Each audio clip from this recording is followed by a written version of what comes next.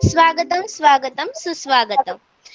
1942 मध्ये भारत छोडो आंदोलनामध्ये खानदेशातील 5 बाल शहीदांच्या पावनभूमी असलेल्या नंदनगरी म्हणजेच नंदुरबार येथून मी ऐश्वर्या शास्त्री सर्वप्रथम आपणा सर्वांचे मनपूर्वक स्वागत करते व आजच्या या ऑनलाईन वाचन प्रेरणा दिनाच्या कार्यक्रमास प्रारंभ करते. काळानुसार वाचनाची माध्यमे बदलली असली तरी वाचनाचे महत्त्व कमी झालेले नाही. शरीरासाठी जसा व्यायाम गरजेचा असतो तसेच मनासाठी वाचन महत्त्वाचे असते. माजी राष्ट्रपती APJ अब्दुल कलाम यांच्या स्मृतिदिनानिमित्त दरवर्षी 15 ऑक्टोबर रोजी आपण वाचन प्रेरणा दिन साजरा करतो. आपण सर्वजण येथे APJ अब्दुल कलाम यांची जयंती साजरी करण्यासाठी जमलो आहोत. त्यानिमित्त आपल्या NSS व्हॉलेंटियरने एक चित्रफित तयार केलेली आहे. NSS व्हॉलेंटियर धीरज राऊत यास विनंती करते की त्याने ती चित्रफित दाखवावी.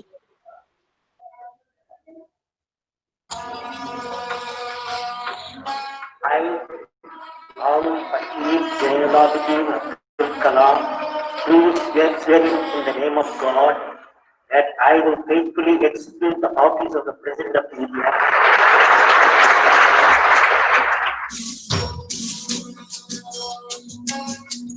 Smiling is a fantastic thing. If you smile, the whole day will be smiling. If you don't smile, they will not smile. So it's like, make it a habit to smile. It creates a lot of friendship, a lot of happiness.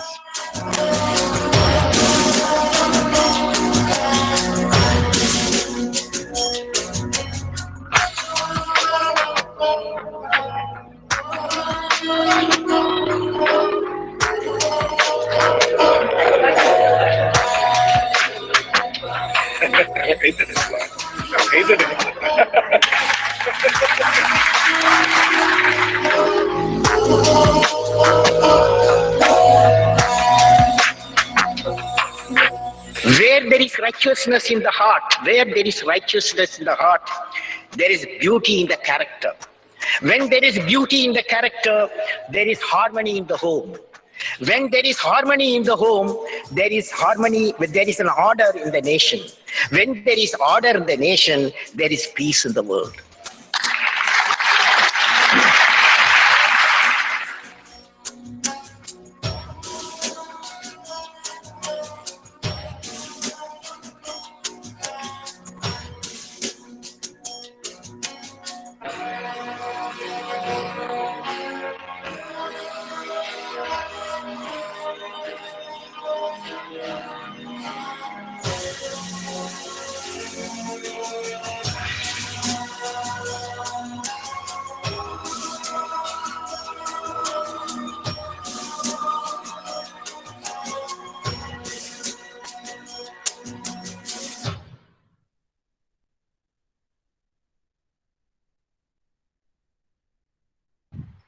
धन्यवाद धीरज. आयुष्याचा खरा आनंद भावनेच्या ओलाव्यात असतो. कुठलंच नातं ठरवून जोडता येत नसतं, ते आपोआप जोडलं जातं. खरी आपुलकी ही फार दुर्मिळ असते. हे दान ज्याला लाभतं त्याला खरा आनंद मिळवता येतो. खरं तर सूर्य बोलत नाही, त्याचा प्रकाशच त्याचा परिचय देत असतो. उत्तम कर्म करत राहा, लोक तुमचाच परिचय देतील. असेच सूर्याचे तेज असलेले व सदैव उत्तम कार्य करून आपल्यासाठी आदर्श निर्माण करणारे आपल्यात उपस्थित असलेले श्रीयुत डॉक्टर शिवाजी पाचारणे सर आजच्या या ऑनलाईन कार्यक्रमाचे अध्यक्षस्थान स्वीकारतील अशी मी त्यांना विनंती करते. आजच्या आपल्या या कार्यक्रमामध्ये अध्यक्ष म्हणून लाभलेले डॉक्टर शिवाजी पाचारणे सर यांचा थोडक्यात परिचय या ठिकाणी मी करते. डॉक्टर शिवाजी पाचारणे सर सावित्रीबाई पुणे युनिव्हर्सिटीच्या अंतर्गत राष्ट्रीय स्वयंसेवक योजनेचे डिस्ट्रिक्ट कोऑर्डिनेटर म्हणून काम करतात. यानंतर मी कार्यक्रमाची थोडक्यात प्रस्तावना सादर करते. डॉक्टर कलाम यांच्या व्यक्तिमत्वाचे विविध पैलू होते, जसे त्यांच्यामध्ये असणारी दुर्दम्य इच्छाशक्ती, आत्मविश्वास, कणखर मन आणि दिलदार स्वभाव. यामुळेच डॉक्टर कलाम यांनी देशाच्या युवा पिढीला आपल्या विचारांनी आणि कर्तृत्वाने भारावून टाकले आहे. भारत नक्कीच महासत्ता बनेल असा विश्वास त्यांनी प्रत्येक भारतीयांच्या मनात निर्माण केला आहे. त्यांनी लिहिलेल्या अनेक पुस्तकांमधून येणाऱ्या काळात भारत कसा महासत्ता म्हणून पुढे येणार आहे, भारताची खरी शक्ती ही युवा शक्ती कशी असणार आहे, हे त्यांनी मांडले आहे. डॉक्टर कलाम यांचे लेखन स्फूर्तिदायी आहे. त्यामुळे शाळा महाविद्यालयात शिकणाऱ्या विद्यार्थ्यांनी डॉक्टर कलाम यांचे लेखन स्फूर्तिदायी असल्यामुळे वाचावे. इतर साहित्याचेही तसेच जास्तीत जास्त वाचन करावे आणि विद्यार्थ्यांमध्ये वाचनाची आवड निर्माण व्हावी या दृष्टीने आपण वाचन प्रेरणा दिवसाचे आयोजन केले आहे. एखादे फूल जरी लहान असले तरी ते आपल्या सुगंधाने इतरांना आपल्याकडे आकर्षित करते. त्याचप्रमाणे एखाद्या व्यक्तीच्या अंगी एखादा सद्गुण असला ना तरी तो इतरांना आपल्याकडे संमोहित करून आपलेसे करतो आणि इतरांच्या हृदयात आपली जागा निर्माण करतो. इतरांच्या हृदयात जागा निर्माण करण्यासाठी आपल्याजवळ एखादा तरी सद्गुण असलेले आपल्या आजच्या पाहुण्यांचं स्वागत करणं माझ्यासाठी भाग्यच आहे. निसर्ग न जाणो कोठून कसे नाते जुळवितो, अनोळखी माणसांना हृदयात स्थान देतो, ज्यांना कधी ओळखतही नसतो त्यांना पार जीवाचे जिवलग बनवतो. आज आपले भाग्य म्हणून आपल्याला लाभलेले आपले महाविद्यालयाचे NSS चे कार्यक्रम अधिकारी श्रीयुत डॉक्टर प्रभाकर वराडे सर यांना आपल्याला मार्गदर्शन करतील अशी मी त्यांना विनंती करते. एक मिनिट वराडे सर. तुमचं प्रोसेस चालू राहू द्या. मला जॉईन झालेत. ऐका ना, नाही तुम्ही आता बोला. मी बर बोला की सर, बोला. ओके सर बोलतील. पाचारे सर जॉईन झालेत. नेटवर्कचा प्रॉब्लेम होता. तर मी तुम्हाला विनंती करतो की तुम्ही आपल्या विद्यार्थ्यांना मार्गदर्शन करावे. ओके. Good evening. सॉरी, काही टेक्निकल प्रॉब्लेममुळे मला जॉईन होता नाही आलं, पण मी आता जस्ट एक विद्यार्थिनी छान कविता म्हणते आणि राष्ट्रीय सेवा योजनेचा विद्यार्थी हा सर्व गुण संपन्न असावा. कारण तुम्ही समाजात काम करताना एक सगळ्यात महत्वाचं वाक्य म्हणजे तुम्ही कसं स्वतःला प्रेझेंट करता, स्वतःला लोकांसमोर कसं सादर करता. हे सादरीकरण जर चांगलं असेल तर तुमचे विचार इतर लोकांपर्यंत सहज पोहोचतील. ज्यामध्ये वाणिज्याचे विद्यार्थी असतील, सायन्सचे असतील. म्हणजे एखादा विद्यार्थी खूप हुशार आहे पण त्याला त्याचं मत व्यवस्थित लोकांसमोर मांडता आलं नाही तर अशा नॉलेजची किंवा अशा हुशारीची किंमत शून्य होऊन जाते. आणि हेच NSSचं काम करत असताना आपण सगळ्यात महत्वाचा मुद्दा काय असतो की आपल्याला समाजामध्ये परिवर्तन घडवून आणायचं असतं. जेव्हा समाजामध्ये परिवर्तन घडवून आणायचं आहे तेव्हा तुम्हाला तुमच्या मांडण्याची पद्धती, तुमच्या अभिव्यक्तीची पद्धती ही खूप चांगली असली पाहिजेत आणि अशा लोकांना खूप कमी श्रमामध्ये आपले विचार लोकांपर्यंत पोहोचवता येतात आणि समाजामध्ये बदल घडवता येतो. ही अभिव्यक्ती सादर करण्यासाठी किंवा तुमचे विचार लोकांपर्यंत पोहोचवण्यासाठी तुमच्याकडे दोन गोष्टी महत्वाच्या आहेत. तुम्हाला वाचता आलं पाहिजेत. दोन प्रकारे वाचन आहे. एक आहे माणसं वाचणं आणि दुसरी गोष्ट आहे स्वतःला वाचणं. बऱ्याच वेळा आपण मला खूप येतं अशा भ्रमात असतो आणि अशा भ्रमात असताना जेव्हा आपण चार ठिकाणी एखादी गोष्ट मांडायला जातो, चार चौघामध्ये बोलायला जातो, तेव्हा आपल्याला कळतं की माझ्यापेक्षा खूप हुशार लोक आहेत. मग हे वाचन समाजाचं वाचन करायचं आणि समाजाचं वाचन केल्यावरती आपल्या NSSच्या विद्यार्थ्यांना जो विचार लोकांपर्यंत पोहोचायचा आहे तो वाचन केल्याशिवाय नेमका इथं कुठला विचार मांडावा. म्हणजे तुम्ही अगदी एखाद्या गावात गेलात आणि त्या गावातल्या लोकांना आता प्रौढ शिक्षणाचं महत्व जर सांगायला लागला तर त्याचा परिणाम तितका होणार नाही. त्यापेक्षा तिथं व्यसनमुक्ती हा जर मुद्दा सांगितला तर कधीच जास्त प्रभावी पडू शकतो. जलव्यवस्थापनाचा मुद्दा सांगितला जास्त प्रभावी होऊ शकतो. पण हे करताना तुम्ही पहिले लोक वाचा, समाज वाचा आणि हे वाचत असताना नुसतं वाचणं नाही तर वाचून समजून घेणं ही प्रक्रिया खूप महत्वाची असते. जसं समाज वाचाल तसं स्वतःला वाचायला शिका की माझ्यामध्ये खूप कुठले गुण चांगले आहेत आणि कुठले गुण कमी आहेत. वाचन नावाच्या प्रक्रियामध्ये वाचन, आकलन आणि विचारांची प्रक्रिया आणि त्याच्यावरती निर्णय अशा चार गोष्टी एकत्र आल्या पाहिजेत. लहानपणी आम्ही पुस्तकं वाचायचो, पण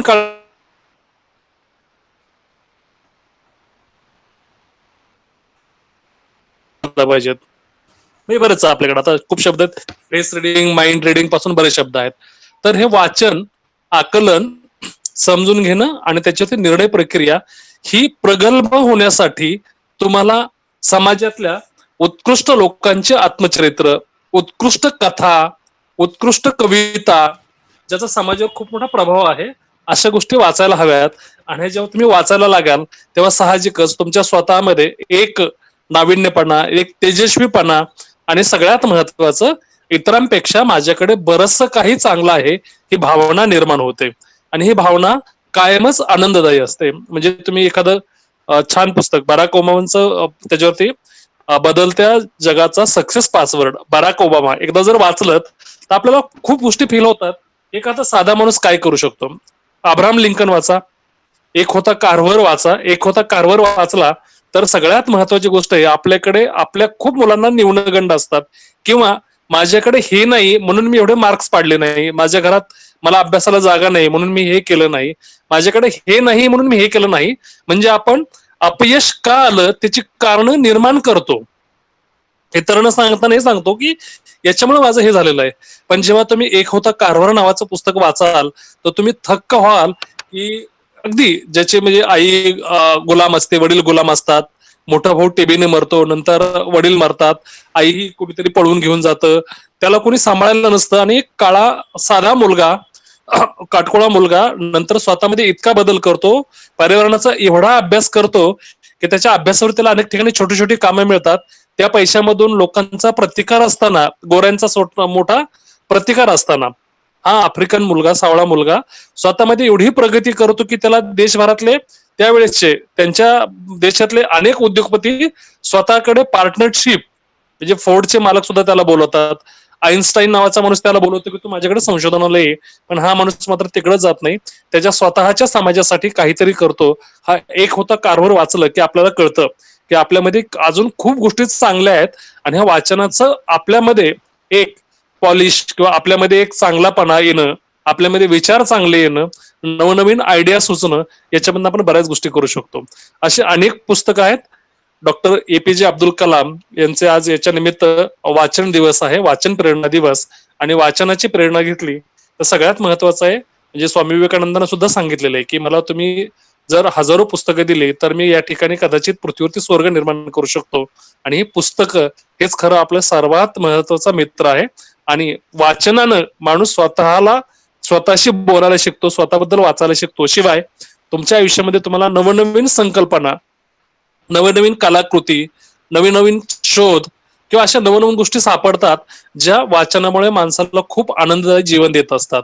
आणि आजच्या निमित्तानं मी वराडे सरांच्या मनापासून आभार मानतो की राष्ट्रीय सेवा योजना मार्फत हा आज वाचन प्रेरणा दिवस आपल्याकडे खूप चांगल्या पद्धतीने आयोजित केलेला आहे. विशेष म्हणजे तुमच्या महाविद्यालयातले कायम विद्यार्थी ऍक्टिव्ह असतात आणि हे सगळे विद्यार्थी आज सादरीकरण करतायत वाचन प्रेरणा दिनानिमित्त.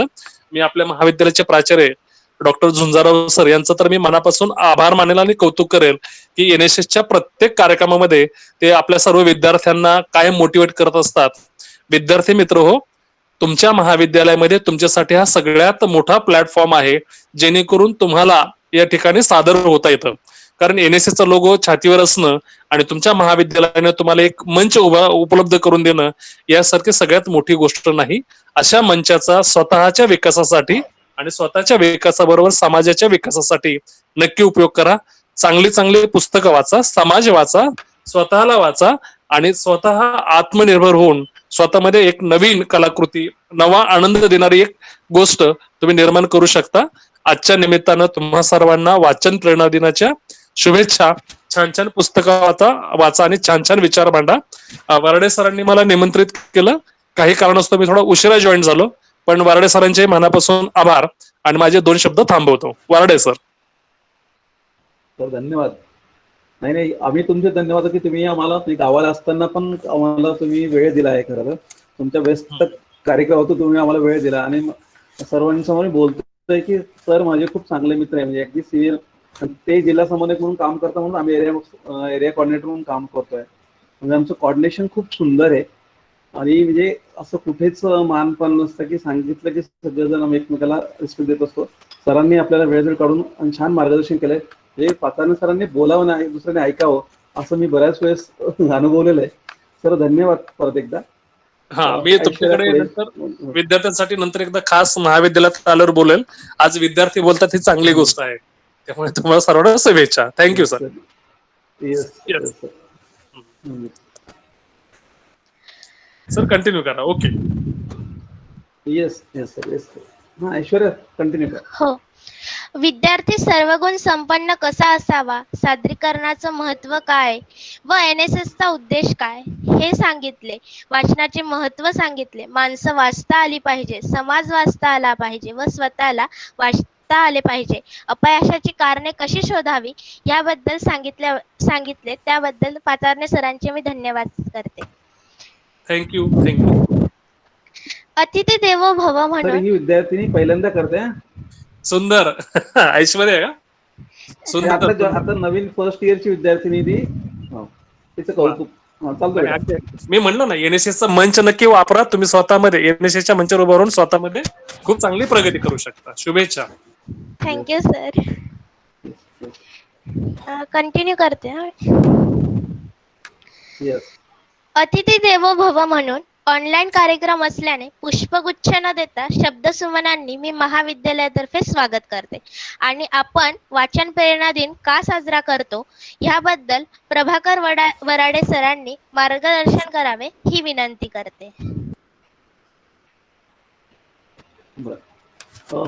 मी जास्त नाही बोलणार. आता सर बोललेत. खरं तर वाचन प्रेरणा दिन आपण म्हणतो की आदरणीय जे आपले मिसाईल मॅन आहे त्यांच्या जन्मदिनी आपण साजरा केलाय. तर हे का केलंय की मी जे वाचलंय मला कळलंय की ही व्यक्ती खूप वाचन करायची. त्यांचं लहानपण जर आपण बघितलं की त्या व्यक्तीने पेपर टाकले, पेपर घरोघरी जाऊन पेपर टाकून पैसे कमवलेले, चिंचोक्या जमा करून चिंचोक्या विकून पैसे जमवलेले. तर अशा व्यक्तीने आपल्याला स्वतःला घडवलंय. त्यांचे वडील नावाडी होते, बरोबर आहे. तर नावाडी असताना त्यांची कुटुंब पैशावर त्यांनी जीवन जगले. पण ही व्यक्ती न डगमगता त्यांनी आपल्याला पुढे पुढे नेलं, पुढे शिक्षण घेतलं. म्हणजे बहिणींनी त्यांना सपोर्ट केलं. त्यांच्या बहिणीने त्यांचे दागिने गहाण ठेवून त्यांना शिकण्यास मदत केली. तर असे हे खरं तर सगळं जीवनपट जर आपण वाचला, एक ऋषितुल्य व्यक्तिमत्व आहे की आणि अगदी निष्कलंक म्हणायचं तर अशा व्यक्तींनी समाज घडवला आहे. त्यांना खूप वाचायला आवडतं आणि शिकवायला पण आवडतं. तुम्हाला माहिती आहे की शेवटपर्यंत ते शिकवत होते. जेव्हा ते शेवटी म्हणजे आपल्यातून निघून गेले त्यावेळेस पण ते लेक्चर देत होते. तर ह्या व्यक्तींनी समाजाला खूप शिकवले आणि त्यांच्याकडनं आपण वाचणं, ही वाचन प्रेरणा का घ्यायची, की काय वाचावं आणि काय नाही वाचावं हे पण त्यांच्या आत्मचरित्रातून आपल्याला कळत आहे. म्हणून वाचन प्रेरणा दिन हा कलाम साहेबांच्या जन्मदिनी आयोजन केलं हे खूप चांगलं आहे. खरं तर मी म्हणजे गव्हर्नमेंट ऑफ महाराष्ट्र, गव्हर्नमेंट इंडियाला धन्यवाद देईल की हा दिवस निवडला. मी जास्त बोलत नाही, मी इथे थांबतोय. धन्यवाद. धन्यवाद सर. तसेच आपल्या महाविद्यालयातील काही विद्यार्थी आपल्या समोर मनातील भावना व तसेच अब्दुल कलाम यांच्याबद्दल असलेली आपुलकी व प्रेम सादर करणार आहेत. सर अब्दुल कलाम यांच्यावर सुप्रिया नार्वेकर यांनी मांडलेली एक सुंदर कविता साक्षी बिरादार हिने सादर करावी ही विनंती करते. नमस्कार. आज भारताचे माजी राष्ट्रपती डॉक्टर APJ अब्दुल कलाम यांची जयंती. त्यांची जयंती आपण दरवर्षी वाचन प्रेरणा दिन म्हणून साजरी करतो. तर आपल्या या कार्यक्रमामध्ये मी आज त्यांच्यावर एक कविता सादर करणार आहे. या कवितेमध्ये कलाम सरांचे भारत महासत्ता होणार हे स्वप्न, तसेच गरीब परिस्थितीतूनही त्यांनी कशी जीवनाची वाटचाल सुरू ठेवली आणि एक उत्तुंग ध्येय गाठले हे सांगण्याचा प्रयत्न केला आहे. एक पेपर वाटणारा मुलगा ते भारताचे राष्ट्रपतीचा प्रवास त्यांनी पूर्ण केला. तर या कवितेचे शीर्षक आहे सर अब्दुल कलाम आणि त्याच्या कवयित्री आहेत सुप्रिया नार्वेकर. भारत भूमी सांगून जाते कलाम सरांची गाथा, भारत भूमी सांगून जाते कलाम सरांची गाथा, सर्व संकटांनी टेकविला त्यांच्या पुढे माथा. कुटुंब गरीब परिस्थिती बिकट, कुटुंब गरीब परिस्थिती बिकट, आत्मविश्वासाने दूर केली अडचणींची वाट. सकारात्मकतेचे बीज रोवणी घातले त्यास कार्यक्षमतेचे पाणी, सकारात्मकतेचे बीज रोवणी घातले त्यास कार्यक्षमतेचे पाणी. जिंकले सर्वास्व कर्तृत्वाने वरी दिसता साधी राहिली. अभिमान वाटे साऱ्यांना असेच भारताचे हे सुपुत्र, अभिमान वाटे साऱ्यांना असे भारताचे हे सुपुत्र, भारत महासत्ता होणारच यांनीच रेखिले सुंदर चित्र. भारताच्या मनाच्या तुऱ्यात रत्ने जरी अनेक, भारताच्या मनाच्या तुऱ्यात रत्ने जरी अनेक, तरीही कलाम सरांसारखे अनमोल रत्न मात्र एक. अशा या अग्निपंखाला आमचा अखेरचा सलाम, अशा या अग्निपंखाला आमचा अखेरचा सलाम. सदैव आमच्या मनात असतील, सदैव आमच्या मनात असतील आमचे लाडके सर अब्दुल कलाम. धन्यवाद. भारत महासत्ता कसा होईल याविषयीचा विश्वास या मांडला याबद्दल धन्यवाद साक्षी. यानंतर स्वप्न खरी होण्यासाठी स्वप्न पाहणं गरजेचं असतं. त्याच्या नावातच स्वप्न आहे असं आपल्या महाविद्यालयातील स्वप्नील पवार याची doctor APJ Abdul Kalam young research fellowship साठी निवड झाली व सदर प्रोजेक्टचा इंटरव्ह्यू व्हिडिओ कॉन्फरन्सिंगद्वारे 5 मे रोजी झाला. त्यांचा interview doctor Ashok Mangatra, IAS officer, माजी सचिव राष्ट्रपती डॉक्टर APJ अब्दुल कलाम यांनी घेतला व कोरोना सद्यस्थितीमुळे व्हिडिओ कॉन्फरन्सिंगद्वारे स्वप्नील यास मानपत्र, मेडल व 10,000 रुपयांची फेलोशिप प्रदान करण्यात आली आहे. या अनुषंगाने स्वप्नीलने त्याला मिळालेल्या यशाबद्दल आपले मनोगत व्यक्त करावे अशी मी त्याला विनंती करते. धन्यवाद. मी Swapnil Ravindra Pawar, modern college, Shivajinagar. Doctor APJ Abdul Kalam यांच्या जयंती आपण वाचन प्रेरणा दिन म्हणून साजरी करतो. वाचन प्रेरणा दिन माझी सोपी वाक्य आहे, वाचनातून प्रेरणा घेऊन आपली व समाजाची प्रगती साधणे म्हणजे वाचन प्रेरणा दिन. मला सांगायला आवडेल की 2014 मध्ये ज्यावेळेस मी रयत शिक्षण संस्थेच्या कमवा शिकावा विभागामध्ये होतो, त्यावेळेस doctor APJ Abdul Kalam sir सातारामध्ये आले होते. त्यावेळेस त्यांनी व्हिजन 2020 या विषयी विद्यार्थ्यांना खूप मोलाचं आणि व्हिजन दाखवलं. त्यांची इथून पुढची वाटचाल कशा पद्धतीने असली पाहिजे याविषयी त्यांनी प्रेरणादायी मार्गदर्शन केले. तेव्हापासून व्हिजन 2020 याविषयी माझ्या मनामध्ये गोडी निर्माण झाली आणि सर ज्याप्रमाणे म्हणले की ज्यावेळेस 2014 मध्ये ज्यावेळेस मी नववीत होतो त्यावेळेस मी स्वतःला असं समजायला लागलो की क्लायमेट चेंज, रुरल डेव्हलपमेंट ह्या त्यांच्या वाचनाचे मुद्दे होते. याविषयी आपल्यासाठी वाचन करायला पाहिजे. याशिवाय वाचन सुरू केलं. विविध प्रयोगाच्या माध्यमातून सादरीकरण करण्यात आलं. रुरल डेव्हलपमेंट याविषयी जागृती करण्यात आली, केली सुद्धा. त्यानुसार मी 2020 पर्यंत या क्षेत्रामध्ये खूप भरीव काम केलं.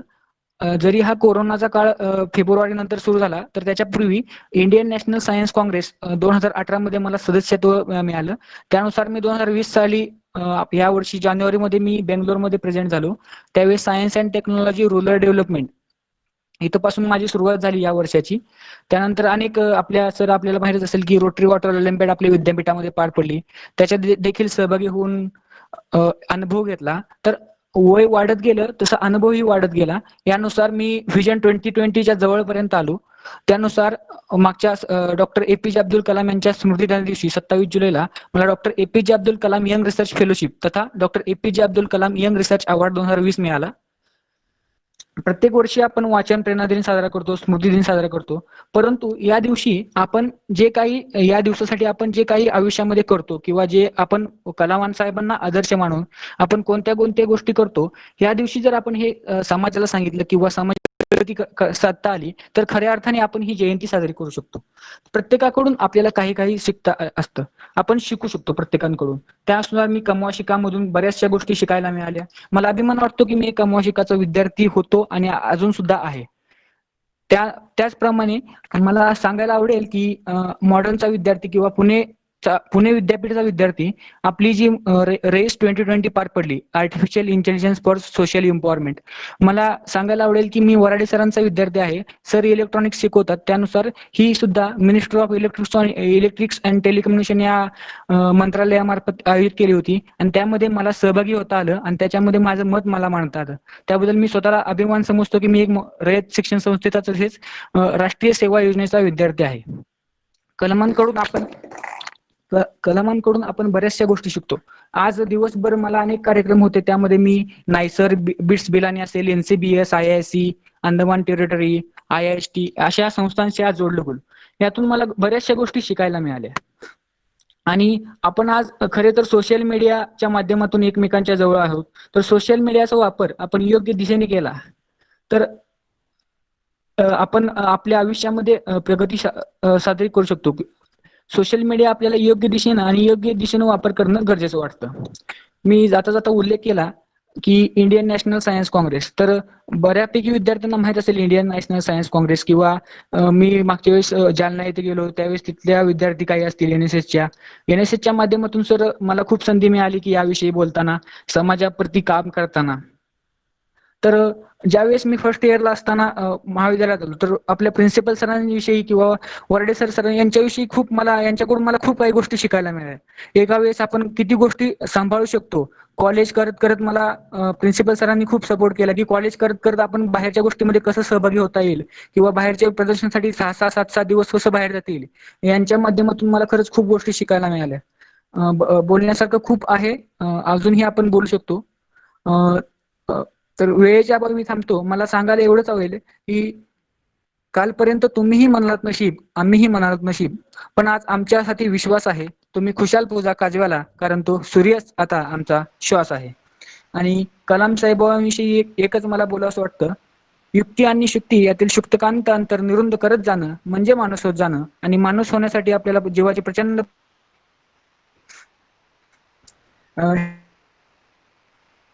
ज्या पुस्तकातून बऱ्याच काही गोष्टी घेण्याचा प्रयत्न केला आणि त्या आयुष्यात उपयोग केला, त्याप्रमाणे आज मी योग्य दिशेने आणि योग्य मार्गाने प्रगती साधतो आहे. तर मला या ठिकाणी बोलण्याची संधी दिली त्याबद्दल मी सर्व सहप्रशांचे धन्यवाद देतो आणि थांबतो. धन्यवाद. हा, वराडे सर. छान स्वप्न, छान. अभिमान आहे तुझ्याशी. हा, याचं खास अभिनंदन, आणि अभिनंदन तुमचंही आणि प्राचार्यांचंही. हो. आणि एनएसएसचा विद्यार्थी इंडियन सायन्स काँग्रेस पर्यंत पोहोचतो आणि अवॉर्ड मिळवतो, आणि अगदी अभिमानाची गोष्ट आहे. ही महाविद्यालयासाठी शिक्षकांना जमत नाही त्या गोष्टी आणि एनएसएस साठी खूप महत्वाची आणि मोलाची गोष्ट आहे, आणि यातून बाकीच्या विद्यार्थ्यांनी पण प्रेरणा घ्यायला हरकत नाही. तुझं मित्र अभिनंदन. Thank you sir. ह्या वर्षीची इंडियन नॅशनल सायन्स काँग्रेस 2020 ही आपल्या पुण्यामध्ये होते, सिम्बॉयसिस इंटरनॅशनल युनिव्हर्सिटीमध्ये. ही परिस्थितीनुसार काही सांगता येत नाही, तरी पण नोटिफिकेशन येईल वगैरे. Okay okay. आणि आणखीन विद्यार्थ्यांना काही गरज लागली किंवा काही मदत लागली तर सपोर्ट कर सगळ्या विद्यार्थ्यांना, जसे विद्यार्थी आपले एनएसएस. आपण स्वप्नीलचं एक सेपरेट सेशन घेऊया एक दिवस. नक्की नक्की. काय माहिती का, जे इच्छुक विद्यार्थी आपले एनएसएसचे जास्तीचे विद्यार्थी पार्टिसिपेट कसे होतील ते आपण पाहू शकतो. अभिनंदन मित्र. Okay, thank you sir.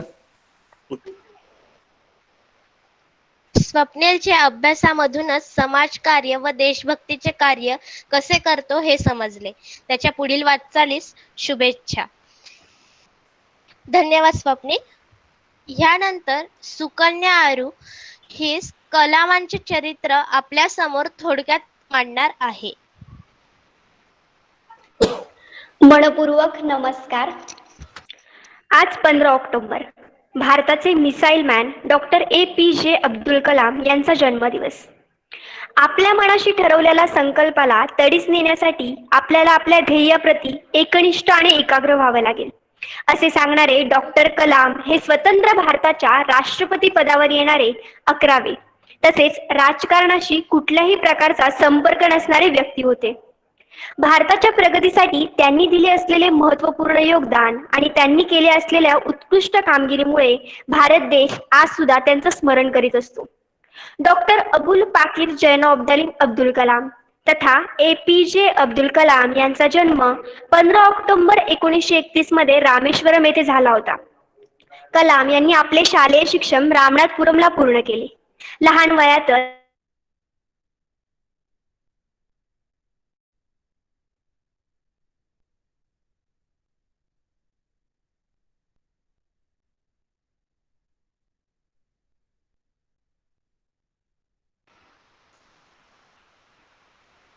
आवाज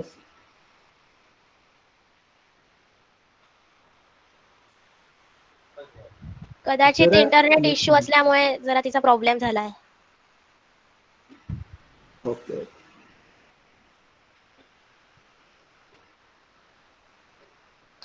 मी त्याच्या पुढचं घेऊ का सर? मग कंटिन्यू करू का? Yes, no problem. Yes. Abdul कलामांची जयंती आपण वाचन प्रेरणा दिन म्हणून साजरी करतो. याबद्दल थोडक्यात माहिती मांडण्यास क्रांती जंगम हीच मी विनंती करते. धन्यवाद ऐश्वर्या. माजी राष्ट्रपती डॉक्टर APJ अब्दुल कलाम यांना आदरांजली म्हणून 15 ऑक्टोबर हा दिवस वाचन प्रेरणा दिवस म्हणून साजरा केला जातो. मुलांना वाचनामध्ये गोडी निर्माण व्हावी, वाचनाचे महत्त्व समजावे, शाळा महाविद्यालयातील विद्यार्थ्यांना अवांतर वाचनाची गोडी लागावी, ती निर्माण व्हावी, हाच वाचन प्रेरणा दिनाचा उद्देश आहे. अभ्यास एका अभ्यास न राहता अवांतर वाचनही आवश्यक आहे. त्याचे अनेक फायदे आहेत. अवांतर वाचनाने अनेक संदर्भ मिळतात, आकलन शक्ती वाढते, व्यक्तिगत विकास तर होतोच. राज्यातील प्राथमिक शाळा, माध्यमिक शाळा, महाविद्यालय यातून या मुख्यत्वे साजरा व्हावा या उद्देशाने सरकारी पातळीवरूनही निर्देश दिले जातात. वाचन प्रेरणा दिनानिमित्ताने शाळा, महाविद्यालय डॉक्टर कलाम यांच्या पुस्तकांचे वाचन व्हावे, एक वाचनाचा कट्टा त्यासाठी निर्माण व्हावा, त्यात सगळ्या विद्यार्थी शिक्षकांचा सहभाग असावा. सामाजिक स्तरावरही याचा प्रसार करून या वाचन कट्ट्यासाठी पुस्तके गोळा करावी आणि शाळांमध्ये पुस्तक पेढी तयार करावी. डॉक्टर कलाम यांना आदरांजली म्हणून प्रत्येक विद्यार्थ्याने पुस्तक वाचण्याचा संकल्प करावा. शिक्षकांनाही कलाम यांच्या पुस्तकाचे वाचन करावे. डॉक्टर कलाम यांचे लेखन विद्यार्थ्यांमध्ये सकारात्मक विचारदृष्टी, प्रेरणा देण्याचे कार्य करतील, हा विचार या मागे आहे. स्वयंसेवी संस्था, शिक्षकांनी, माजी विद्यार्थ्यांनी, पालकांनी विद्यालयातील या वाचन कट्ट्याला एक पुस्तक किंवा शक्य तेवढी पुस्तके भेट द्यावी. महाविद्यालयांमधून विद्यार्थ्यांना 1 तास मुक्तपणे वाचन करण्याचा आनंद मिळावा म्हणून 1 तास द्यावा. त्यांना त्या तासाला पुस्तके उपलब्ध करून द्यावीत. पुस्तके प्रेरणा तर देतातच, पण महत्वाचे म्हणजे ते ज्ञानाचे स्रोत आहे. वाचनात अनेकविध गुण आहेत. शब्दसंग्रह समृद्ध तर होतोच, पण ज्ञानाची कक्षाही रुंदावते. मनोरंजन भाग तर आहेत. शाळा महाविद्यालयातून चांगल्या पुस्तकांच्या चर्चासत्रांचं आयोजन करणे, एखाद्या पुस्तकावर व्याख्यान, लेखन, कवींना आमंत्रित करून त्यांच्याशी विद्यार्थ्यांचा संवाद घडवून आणणे, मुलांना बोलते करणे, पुस्तकाचे प्रदर्शन अशा प्रकारचे कार्यक्रम केले जावे. अशा व्यक्तींचे जीवनात वाचनाचा पडलेला प्रभाव या विषयावरचे व्याख्यानही आयोजित केले जाऊ शकते. एखाद्या पुस्तकावर विद्यार्थ्यांमध्ये चर्चा घडून आणली जाऊ शकते.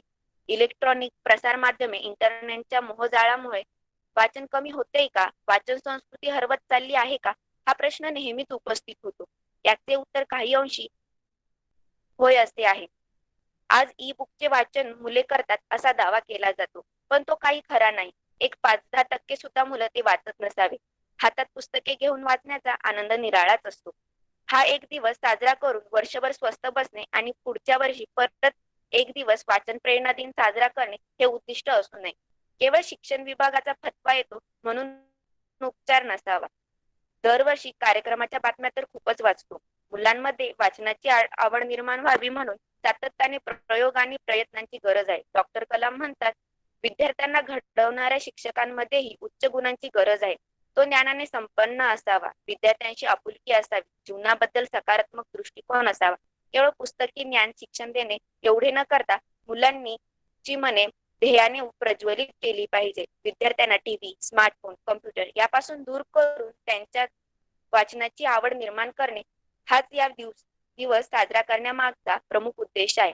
अनेक महाविद्यालयातून वाचन प्रेरणा दिवस उत्साहाने साजरा केला जातो. नाही असे नाही, पण हा दिवस फक्त तेवढ्याच दिवसापुरता मर्यादित राहायला नको याचाही विचार व्हायला हवा. दिवंगत राष्ट्रपती डॉक्टर APJ अब्दुल कलाम नेहमीच म्हणत, पुस्तकाच्या सहवासात ज्ञानाबरोबर नेहमीच मला आनंदही मिळाला आहे. ग्रंथ ही माझी सर्वात मौल्यवान ठेव आहे. युवक वाचतील तर देश वाचेल अशी त्यांची खात्री होती. वाचाल तर वाचाल असं आपण नेहमीच म्हणतो.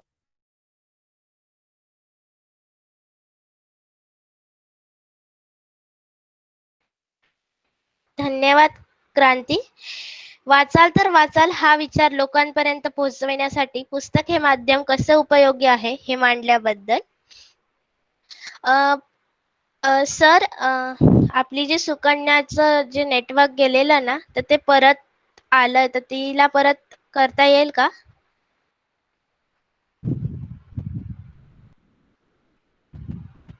हॅलो,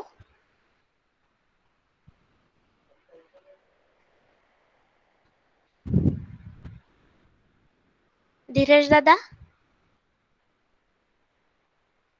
हो, ती पुन्हा स्टार्ट करू शकते. सुकन्या आरू कलामांचे चरित्र आपल्या समोर थोडक्यात मांडणार आहे. मनपूर्वक नमस्कार. मी सुकन्या संतोष आरू. आज 15 ऑक्टोबर भारताचे missile man doctor APJ Abdul Kalam यांचा जन्मदिवस. आपल्या मनाशी ठरवलेल्या संकल्पाला तडीस नेण्यासाठी आपल्याला आपल्या ध्येयाप्रती एकनिष्ठ आणि एकाग्र व्हावं लागेल, असे सांगणारे डॉक्टर कलाम हे स्वतंत्र भारताच्या राष्ट्रपती पदावर येणारे 11वे तसेच राजकारणाशी कुठल्याही प्रकारचा संपर्क नसणारे व्यक्ती होते. भारताच्या प्रगतीसाठी त्यांनी दिले असलेले महत्त्वपूर्ण योगदान आणि त्यांनी केले असलेल्या उत्कृष्ट कामगिरीमुळे भारत देश आज सुद्धा त्यांचं स्मरण करीत असतो.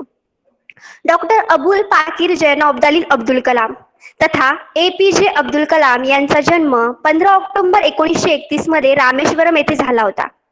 कलाम यांनी आपले शालेय शिक्षण रामनाथपुरमला पूर्ण केले. लहान वयातच वडिलांचे छत्र गमावल्याने त्यांनी गावातच वर्तमानपत्रे विकून तसेच अन्य लहान मोठी कामे करून बालपण कष्टात घालवले. शाळेत असताना गणिताची त्यांना विशेष आवड लागली. नंतर ते तिरुचिरापल्ली येथे सेंट जोसेफ कॉलेजमध्ये दाखल झाले. त्यानंतर त्यांनी मद्रास इन्स्टिट्यूट ऑफ टेक्नॉलॉजीत प्रवेश घेतला. या संस्थेतून एरोनॉटिक्सचा डिप्लोमा पूर्ण केल्यानंतर त्यांनी अमेरिकेतील नासा या प्रसिद्ध संशोधन संस्थेत 4 महिने एरोस्पेस टेक्नॉलॉजीचे प्रशिक्षण घेतले. भारताने क्षेपणास्त्र विकासाचा एकात्मिक कार्यक्रम हाती घेतल्यानंतर डॉक्टर कलाम यांनी सांघिक कामगिरीवर भर दिला व सहकाऱ्यांमधील उत्तम गुणांचा देशाच्या वैज्ञानिक प्रगतीसाठी उपयोग करून घेण्याची कला त्यांच्यामध्ये होती. विज्ञानाचा परमभोक्ता असणारे डॉक्टर कलाम मनाने खूप संवेदनशील व साधे होते. मुलांशी गप्पा मारण्याचा त्यांना छंद होता. बालपण अथक परिश्रमात व्यतीत करून विद्येची अखंड साधना करीत खडतर आयुष्य जगलेले आणि जगातील सर्वात मोठ्या लोकशाही राष्ट्राच्या राष्ट्रपतीपदी निवड झालेले डॉक्टर कलाम हे युवकांना सदैव प्रेरणा देणारे व्यक्तिमत्व होते. पुढील 20 वर्षात होणाऱ्या विकसित भारताचे स्वप्न ते सतत पाहत असत. भारत सरकारने पद्मभूषण, पद्मविभूषण व 1998 मध्ये भारतरत्न हा सर्वोच्च किताब देऊन त्यांचा सन्मान केला. अब्दुल कलाम हे खूप दूरदृष्टीचा विचार करणारे महान वैज्ञानिक होते. तसेच ते प्रामाणिक व कुशल राजनीती तज्ञ सुद्धा होते. अब्दुल कलाम यांनी देशातील जनतेच्या मनात स्वतःबद्दल आदर आणि आपुलकीची भावना निर्माण केली होती. आज सुद्धा त्यांचे प्रेरणादायी विचार, त्यांची पुस्तके लाखो युवकांना आयुष्यात समोर जाण्यासाठी युवकांच्या मनात एक ऊर्जा आणि जिद्द निर्माण करतात. शेवटी त्यांच्याबद्दल एवढंच म्हणावंसं वाटतं, न हिंदू दिखता था न मुसलमान दिखता था, न हिंदू दिखता था न मुसलमान दिखता था, उसे तो बस इंसानों में इंसान दिखता था. हो गई खामोश वो आवाज सदा के लिए, हो गई खामोश वो आवाज सदा के लिए, जिसकी बातों में केवल हिंदुस्तान दिखता था, जिसकी बातों में केवल हिंदुस्तान दिखता ना. सर्वांना वाचन प्रेरणा दिनाच्या खूप शुभेच्छा. मनपूर्वक धन्यवाद.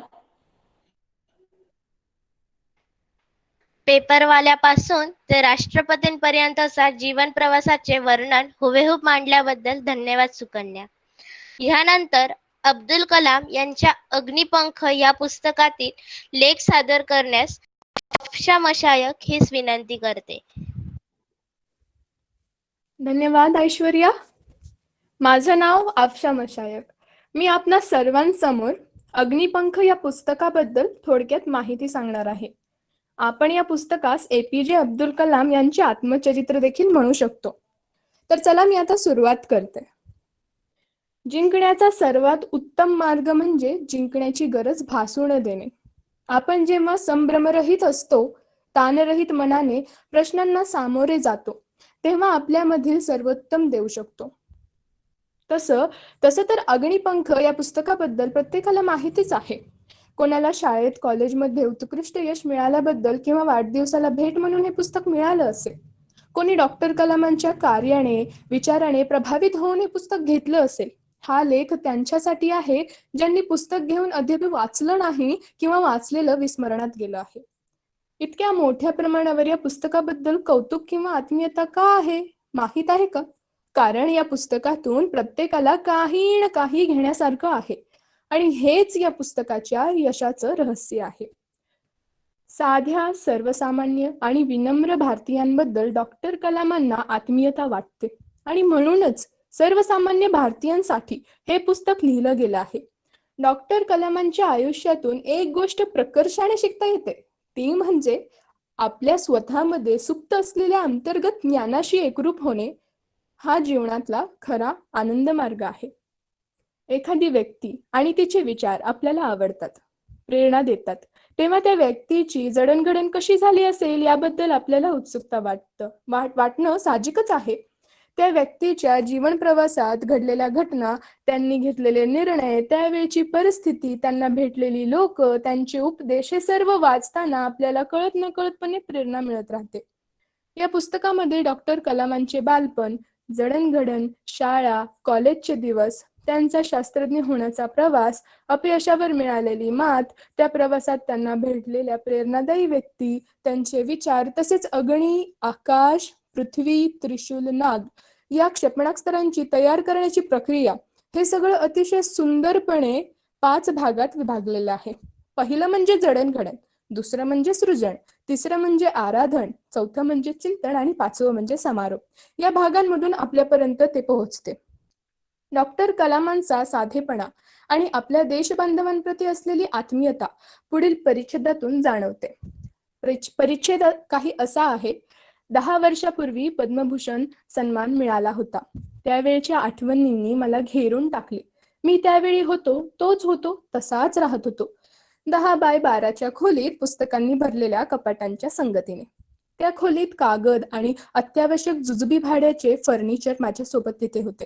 त्यावेळी ही खोली त्रिवेंद्रमला होती, आता हैदराबादला. इतकाच फरक होता. सकाळी मेसच्या पोऱ्या इडली आणि ताक असा नाश्ता घेऊन आला. अभिनंदनाने छानसे बुजरे हास्य मला देऊन गेला. माझ्या देशवासियांनी माझ्या कामाच्या स्वीकृतीची पावती म्हणून दिलेल्या सन्मानाने मी भारावून गेलो. आपल्या देशातील संशोधक फार मोठ्या संख्येने पहिली संधी पकडून परदेशी जातात, भरपूर पैसा मिळवतात, ऐश आराम खरीदतात, पण मला माझ्या देशवासियांकडून मिळणारे प्रेम, आदर आणि सन्मान यांची भरपाई कशाने होईल का? खरं तर डॉक्टर कलामांनी आपल्या देशाला आणि मुख्यतः देशातील तरुणांना जी प्रेरणा दिलेली आहे, जो मार्ग दाखवला आहे, त्याची भरपाई कशानेही होणं शक्य नाही. हा तर त्यांच्या पुस्तकातला फक्त एक परिच्छेद होता. तुम्हाला अंदाज आलाच असेल, ह्या सहज लिहिलेल्या मोजक्या ओळी आपल्या मनाला इतकी शांतता देऊन जातात, तर मग पूर्ण पुस्तक वाचून त्यांचं आयुष्य डोळ्यासमोर उभं होताना पाहणं याहून मोठं सुख आणि भाग्याची गोष्ट ती कोणती? मित्रांनो, जर अजूनही पुस्तक वाचलं नसेल तर आता वाचून घ्या. धन्यवाद ऐश्वर्या. अग्निपंख या पुस्तकाविषयी थोडक्यात माहिती सांगितली. पुस्तकाबद्दल आत्मीयता का आहे व पुस्तकाचे रहस्य काय आहे हे सांगितले. हे सर्व ऐकून प्रत्येकाचे हे पुस्तक वाचणे नक्कीच आहे. अब्दुल कलाम हे खरोखरच प्रेरणादायी व्यक्तिमत्व होते आणि खरोखरच ते आपले प्रेरणास्थान आहे. धन्यवाद अप्षा. यानंतर मी पुस्तकाचे महत्त्व सांगणारी पुस्तकांविषयीची कविता मृणाल पवारला सादर करण्यास विनंती करते. मी मृणाल पवार तुमच्या समोर पुस्तकांची व्यथा मांडण्याचा प्रयत्न करते. माझ्या पुस्तकाचं नाव आहे लायब्ररीच्या कपाटातील पुस्तकं. लायब्ररीच्या कपाटातील पुस्तकं आता मात्र एकटी एकटी झाली आहेत. लायब्ररीच्या कपाटातील पुस्तकं आता मात्र एकटी एकटी झाली आहेत. आधुनिकीकरणाच्या या जमान्यात हल्ली कोणीच तिथे फिरकत नाही. आधी तशा कितीतरी कहाण्या वाचण्यासाठी खूप गर्दी तिथे असायची. पुस्तके वाचणाऱ्याच्या अंगाखांद्यावर पुस्तके खेळायची. पण आता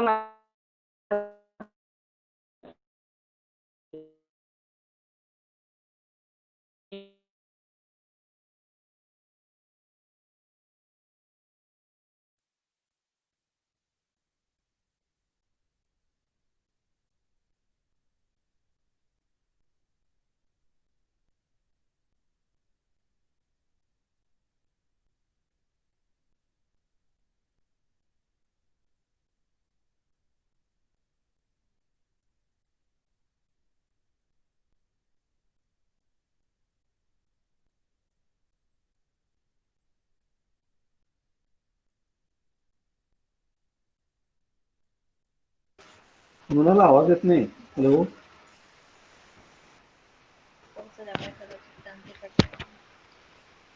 कदाचित ना पुण्यात जास्त पाऊस झाल्यामुळे तांत्रिक अडचणी येतात आज.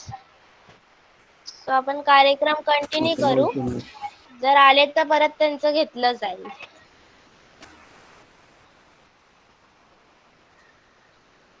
इग्निटेड माइंड्स ह्या पुस्तकातील विचारांची मांडणी दीक्षा देवपा हिला करण्यास विनंती करते.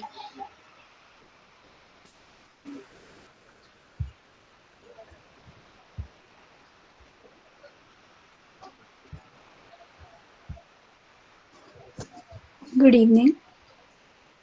My name is Diksha Deopa. Give us a role model. Men often become what they believe themselves to be. If I believe I cannot do something, it makes me incapable of doing it. But when I believe I can, then I acquire the ability to do it, even if I didn't have it in the beginning. By Mahatma Gandhi. Why should I meet young students in particular? Seeking the answer, I went back to my student days. From the island of Rameshwara. What a great journey it's been. Looking back, it all seems quite incredible. What was it that made it possible? Hard work? Ambition? Many things come to my mind. I feel the most important thing was that I always assessed my worth by the value of my contribution. The fundamental thing is that you must know that you deserve the good things of life, the benefits that God bestows.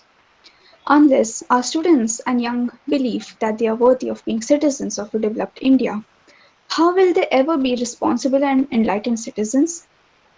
There is nothing mysterious about the abundance in developed nations. The historic fact is that the people of these nations, the G8 as they are called, believed over many generations that they must live a good life in a strong and prosperous nation.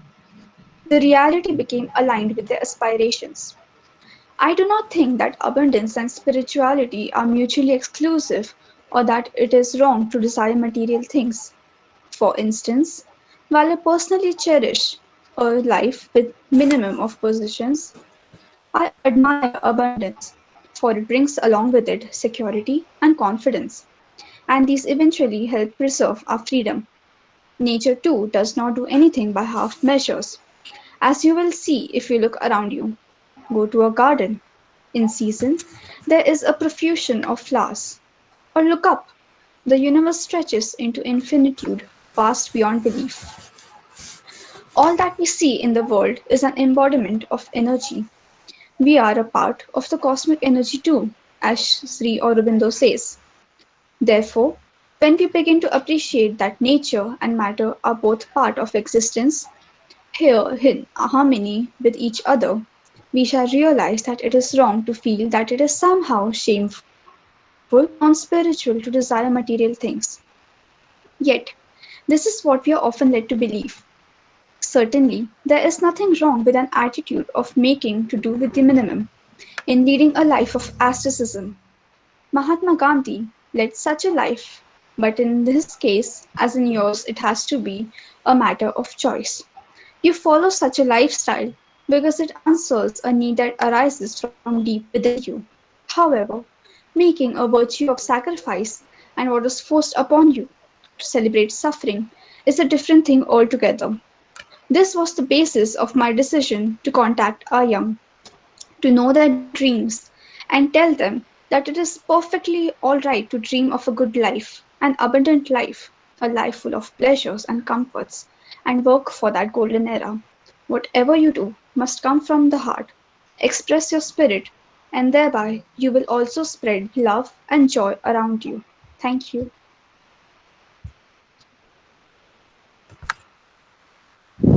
धन्यवाद दीक्षा.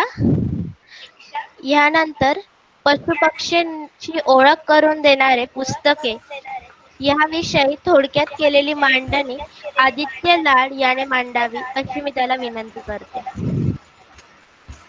Thank you Aishwarya. मी screen share करायचं आहे, एक minute.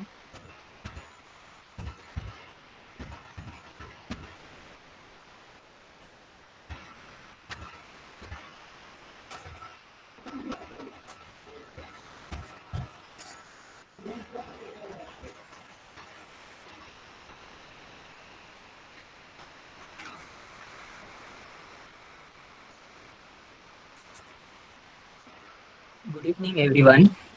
I hope all of us are familiar with the books related to the field guide. If not, no worries, from now you will do. Field guide books are specially designed to help the reader identify wildlife, that may be either plant or animal. Field guide books helps the users to distinguish animals and plants that may be similar in appearance but are not necessarily closely related. For example, red-whiskered bulbul on the left side of screen and red-vented bulbul on the right side are two different kinds of bulbul common throughout India. One has red circular patch on its cheek and also red vent, and the other has only reddish vent. These minute external morphology of two different birds may confuse the observer, leading to wrong identification of bird. So, the field guide books typically include a brief description about the bird, like their habitat in which they dwell, their habits like feeding behavior, nesting behavior, and courtship behavior. And also they tell us about the occurrence, as some species are endemic to certain places. These books also contain photographs along the side of the description of that subject, but in earlier days, the author used to sketch or illustrate the subject, as it was very difficult and it costed very high at that time to capture the exact photograph of the species. And moreover, these books assist exact identification of species, as it includes important keys of identification. Not only these provide knowledge, but they also promote wildlife protection and wildlife rescue, which is the most important duty of every human, and I think which we are least concerned about for our selfish materials. As these books provide technique to identify exact animal or plant, for example, take snakes. Snakes are very important to maintain environmental balance, and also they feed on rodents, which are indirectly helpful for farmers, as rodents destroy the crop. But the farmers, for the sake of safety, without knowing the exact idea of the snake, they might kill it. Out of 270 species of snakes in India, only 60 are venomous, which is very low compared to the number of non-venomous snakes. Or say any person snakes, which also proportionate that the farmers or say any person must have killed the snake without knowing the exact ID. Due to the lack of knowledge of identification. Thus, it would be good that if field guide books spread the knowledge about identification, it would be good that it would be good as humans and wildlife could coexist on this earth sustainably. There are many guidebooks that the authors have written and edited very beautifully, so that our eyes are automatically intrigued towards them. I would suggest some of them, like for butterflies, there is a book called Butterflies of Western Ghats by Dr. Raju Kasambe. This book also has the ebook version of this book, and there's another called Butterflies of Peninsular India by Krishnamay Kunte, and Butterflies of India by Isaac Kehimkar. And for snakes, there's Snakes of India by Rom Whitaker and Ashok Captain, and also Snakes of India by Nilim Kumar Kheri. And for birds, there's a book of Indian Birds by Salim Ali, which is a great book for beginners. And there's a second book called Birds of India by Bikram Grewal. This book is great because it has actual photographs of the birds, and the description is also detailed. Read more to protect. Thank you.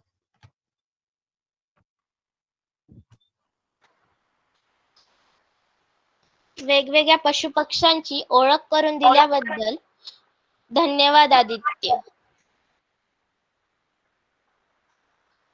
यानंतर आबा गोविंदा महाजन यांनी मांडलेली शाळाविषयी असलेली कविता अफशा मशायक हिने सादर करावी अशी विनंती करते. Good evening all of you. माझे नाव आफ्शा मशायक. या कवितेमध्ये या स्पर्धात्मक युगातील शिक्षण पद्धतीत नाहीसे झालेले जे विद्यार्थी आणि पुस्तकांचा जो संवाद आहे, त्याचबरोबर गुरु शिष्यांचं नातं, शिक्षेचं आणि शिस्तीचं नातं, आणि अर्थातच हे जाणून देण्याचा प्रयत्न केला आहे की शिक्षणाच्या मार्गातून उंच भरारी घ्या, पण मात्र पंख माणुसकीचे असू द्या. कवितेचे नाव शाळा. शाळा एक ज्ञान मंदिर. शाळा एक ज्ञान मंदिर व्हावी पुस्तकांशी दोस्ती. शाळा एक ज्ञान मंदिर व्हावी पुस्तकांशी दोस्ती. इथे रुजावीत जीवन मूल्य. इथे रुजावीत जीवन मूल्य, नको परीक्षेची थासती. इथल्या ज्ञानाचा अर्थ यावा. इथल्या ज्ञानाचा अर्थ यावा, नकोच घोकमपट्टी. माणूस घडावा देशासाठी. माणूस घडावा देशासाठी, नकोच अव्वलपोटी. आई समगुरु असावा. आई समगुरु असावा, नको हुकुमशाही. शिक्षेतूनही वात्सल्य झरावे, नको दडपशाही. या शाळेतून पाखरं उडावीत. या शाळेतून पाखरं उडावीत, घेऊन आभाळभर शक्ती. माणुसकीचे पंख असावेत. माणुसकीचे पंख असावेत, आणि गुरुजनांवर भक्ती. गुरुजनांवर भक्ती. धन्यवाद. धन्यवाद अफशा. यानंतर ऋषिकेश राऊत यास कला विजन 2020 बद्दल असलेला दृष्टिकोन थोडक्यात मांडण्यास विनंती करते. नमस्कार मित्रांनो, माझे नाव ऋषिकेश राऊत. मी प्रथम वर्षाच्या कला शाखेतील तुकडी अ विभागातील विद्यार्थी. आज मी बोलणार आहे ते कलामांच्या विजन 2020 बद्दल. मित्रांनो, हे बोलण्यास काही वावगं नाही की अब्दुल कलाम यासारखे अनेक विद्यार्थ्यांचे आदर्श आहेत आणि लोकप्रिय राष्ट्रपती देखील आहेत. आजही त्यांनी सांगितलेल्या गोष्टी मार्गदर्शक ठरतात. राष्ट्रपती बनण्याच्या पूर्वी त्यांनी सन 1998 मध्ये मिशन 2020 हे पुस्तक लिहिले. त्यांनी त्यात भारताची बलस्थाने, कमकुवत बाजू आणि येणाऱ्या संधी याची सविस्तर समीक्षा केली आहे. कलामांच्या नुसार प्रत्येक भारतीय नागरिक 2020 मध्ये दरिद्ररेषे बाहेर निघाला असेल. कलामांच्या मते आपल्याला जर विकास साधायचा असेल तर आपल्या जमेच्या बाजू आपल्याला महत्तमपणे वापरायला हव्यात. त्या म्हणजे युवा लोकसंख्या आणि भरपूर प्रमाणात असलेली नैसर्गिक साधन संपत्ती. यासाठी आपल्याला आरोग्य, शिक्षण, कौशल्य विकासावर भर द्यायला हवा. आपण जर उत्पादन, शेती आणि अन्न प्रक्रियेवर यावर तांत्रिक पद्धती जर अवलंबली तर आपण येणाऱ्या लोकसंख्येला मुबलक प्रमाणात अन्न पुरवू शकू व ते निर्यातही करू शकू. यासाठी आपल्याला आपले आपले आपले असे शेतीचे तंत्र वापरायला हवे. कलामांच्या मते भारतात शेतजमिनीत विविधता आढळते. तसे पूर्वेकडील राज्यामध्ये मुबलक प्रमाणात तांदळाचे उत्पादन घेतले जाऊ शकते. मध्य भारतात फळांचे उत्पादन घेतले जाऊ शकते. एवढेच नाही तर महाराष्ट्राच्या दुष्काळी भागात ज्वारीचे उत्पादन घेतले जाऊ शकते.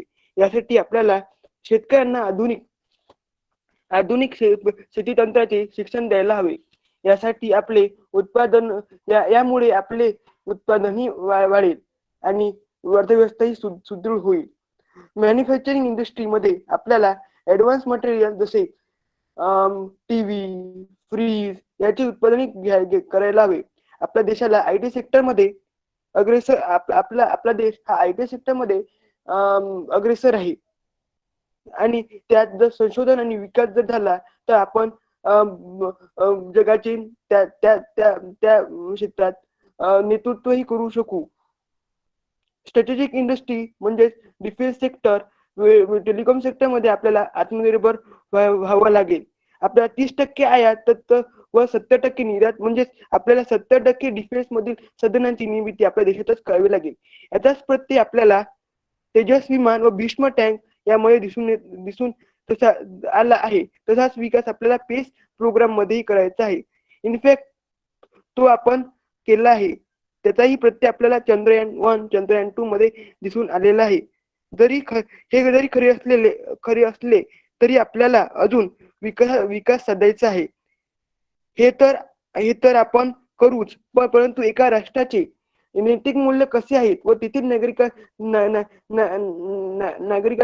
नागरिकांची किती आपल्या देशावर आस्था आहे हे हे व तिथली लोकसंख्या तिथली लोकसंख्या ही उद्योगी असणे, राजकीय नेते हे द्रष्टे असणे व गुंतवणूकदार मोठे मोठे उद्योजक हे टेक्नॉलॉजी मध्ये गुंतवणूक करणारे असायला हवे, तरच आपण हे कलामांचे स्वप्न हे पूर्ण करू शकू. हॅलो.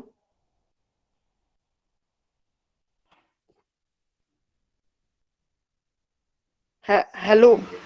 बोल बोल बोल बोल बोल ना, आवाज येतोय, बोल. झालं माझं. धन्यवाद ऋषिकेश. यानंतर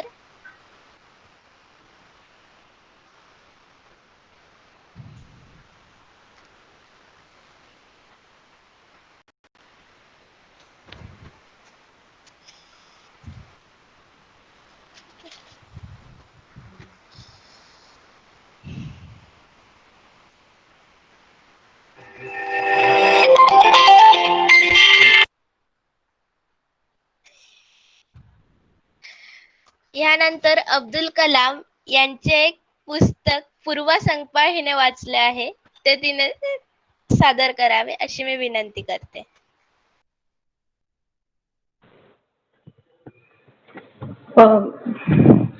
मैं फिर एक बार आपको वो वीडियो दिखाना चाहूंगी और फिर आगे की बात बताऊंगी. Video please. तनाया दीदी वीडियो.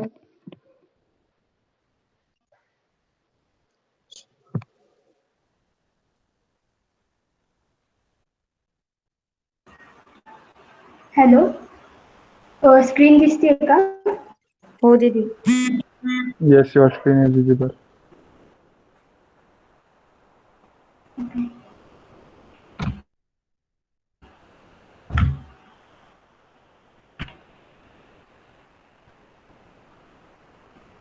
Hey honey bunchers, कैसे हो यार?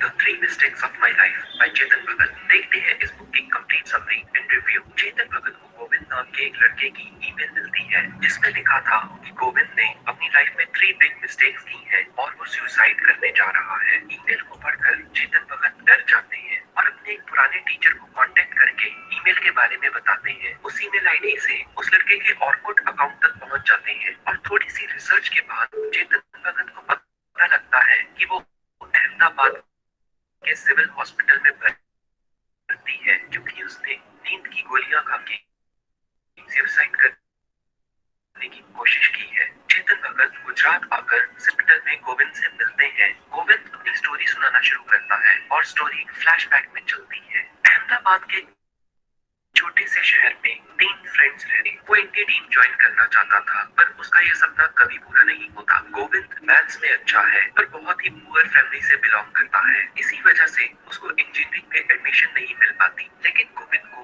खुद इसका कोई भी गम नहीं क्योंकि गोविंद किसी के अंडर रहकर जॉब करना ही नहीं चाहता. वो तो अपना बिजनेस शुरू करना चाहता है. गोविंद के मदर एक छोटी सी स्वीट शॉप चलाते हैं और यही उनकी घर की इनकम का सोर्स है. थर्ड फ्रेंड ओमी खुद भी नहीं जानता वो क्या बनना चाहता है, ना ही उसकी लाइफ का कुछ एम है. ओमी के फादर एक पुजारी हैं पर ओमी फादर की तरह पुजारी नहीं बनना चाहता. तीनों दोस्त एक दिन इकट्ठे होते हैं और अपने फ्यूचर को डिस्कस करते हैं. गोविंद आइडिया देता है कि वो मिलकर एक स्पोर्ट्स स्टोर खोलेंगे और फोकस क्रिकेट प्रोडक्ट्स पर करेंगे. सभी को आइडिया पसंद आता है. तीनों दोस्त ओमी की मदद से टेंपल के अंदर एक शॉप रेंट पर ले लेते हैं. ईशान को तो वैसे ही क्रिकेट में इंटरेस्ट है. जो कस्टमर्स क्रिकेट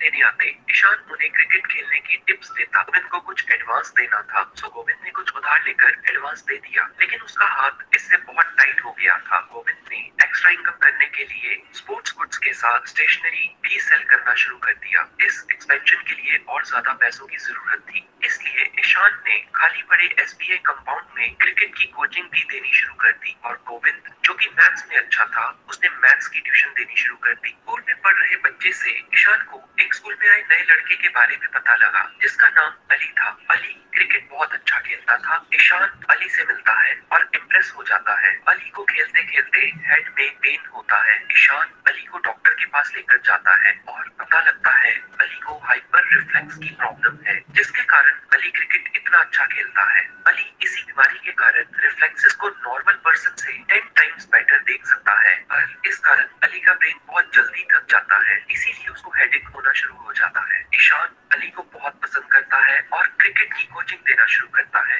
एक दिन ईशान ने गोविंद से कहा कि उसकी सिस्टर विद्या को मैथ्स की ट्यूशन चाहिए, क्योंकि उसने एंट्रेंस टेस्ट क्लियर करना है। ट्यूशन पढ़ते पढ़ते विद्या को गोविंद से प्यार हो जाता है। विद्या एक कार्ड के थ्रू इसका इजहार भी करती है। गोविंद भी विद्या की ओर अट्रैक्ट हो जाता है। सभी कुछ अच्छे से चल रहा था कि एक दिन अर्थक्वेक यानी भूचाल आ जाता है और जिस शॉपिंग मॉल में गोविंद ने शॉप बुक करवाई थी वो पूरी तरह से ढह जाती है। गोविंद ऑलरेडी यहाँ काफी पैसे लगा चुका है। लेदर जो गोविंद के पास था वो सब यहाँ लगा चुका था। गोविंद पूरी तरह से टूट जाता है और यही थी गोविंद की पहली मिस्टेक, अपना सारा पैसा एक ही प्रोजेक्ट में लगाना। इस दुख से गोविंद कुछ ही टाइम में बाहर आ जाता है और पहले जैसी लाइफ जीने लगता है। फिर से वही पुरानी शॉप, ट्यूशन सब वैसे ही चलता है। गोवा में इंडिया ऑस्ट्रेलिया का क्रिकेट मैच होता है। ईशान अली को ऐसे ट्रेन कर चुका है कि वो जल्दी थके नहीं। अब तीनों फ्रेंड्स और अली गोवा चले जाते हैं। गोवा में वो लोग ऑस्ट्रेलियन प्लेयर फ्रेंडली से मिलते हैं।